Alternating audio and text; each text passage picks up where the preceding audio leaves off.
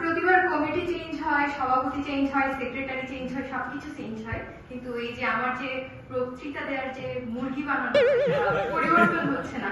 আমি চাচ্ছি প্লিজ এই দায়িত্ব আর কাউকে দেওয়া হোক। তো আজকের ঢাকা বিশ্ববিদ্যালয় স্টুডেন্ট অ্যাসোসিয়েশন অফ চকরিয়ার আয়োজিত আজকের এই ইফতার মাহফিলে উপস্থিত সবাইকে আমার আন্তরিক শুভেচ্ছা, আমার সালাম গ্রহণ করবেন। আসসালামু আলাইকুম।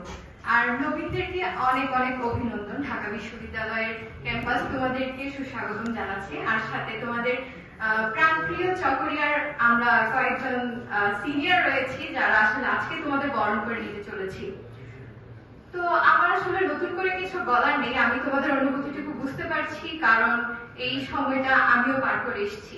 এন্ড আমি বলতে পারি যে এই সময়টাতে মনে হয় কিছুটা যে আমি স্বপ্নকে ছুঁয়েছি, সামনে অনেক বড় একটা জগৎ, আমি হয়তো এটাকে আরো ভালো করে এক্সপ্লোর করতে পারবো, জানতে পারবো। সেই জানার যে সীমা, আমি আশা করবো আমরা সভাপতি কৌতূহলী, কিন্তু কৌতূহলটা যাতে আমরা একটু দমিয়ে রাখি, একটা সীমার মধ্যে আমরা বজায় থাকি সব সময়। আর এই ঢাকা বিশ্ববিদ্যালয়ে আসার যে যাত্রা, সেখানে যে বিভিন্ন বাধার সম্মুখীন হওয়া, সেটা আরো সহজ করার জন্য রয়েছে ঢাকা বিশ্ববিদ্যালয় স্টুডেন্ট অ্যাসোসিয়েশন অফ চকরিয়া। আমার মনে হয় এখানকার এমন কোন মানুষ নেই যার কাছে তোমরা একবার যাবে, বলবে, কোন একটা সাহায্য চাইবে, কিন্তু তোমাদের খালি হাতে ফিরে আসতে হবে।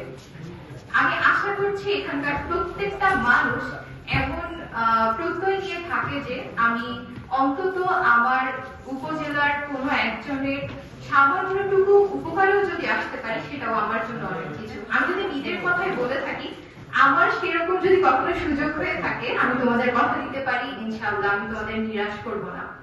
তো আমি যেটা বলছিলাম, অবশ্যই পড়াশোনাটাকে জারি রাখবে, আর নিজের শেখরটাকে কখনো ভুলে যাবে না। ভুলে যাবে না তোমার পরিবার থেকে দেয়া শিষ্টাচার।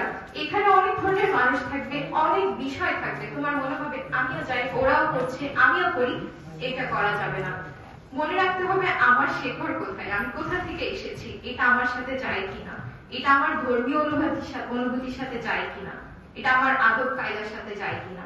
আর পাশাপাশি পড়াশোনা তো আছে। প্রথমে মনে হবে যে না, হয়তো আমি পেরে উঠছি না, তখন সময় নিতে হবে, নিজেকেও একটু সময় দিতে হবে যে না, আমাকে কোপ আপ করার জন্য কিছুটা সময় নিতে হবে। হতাশ হওয়া চলবে না।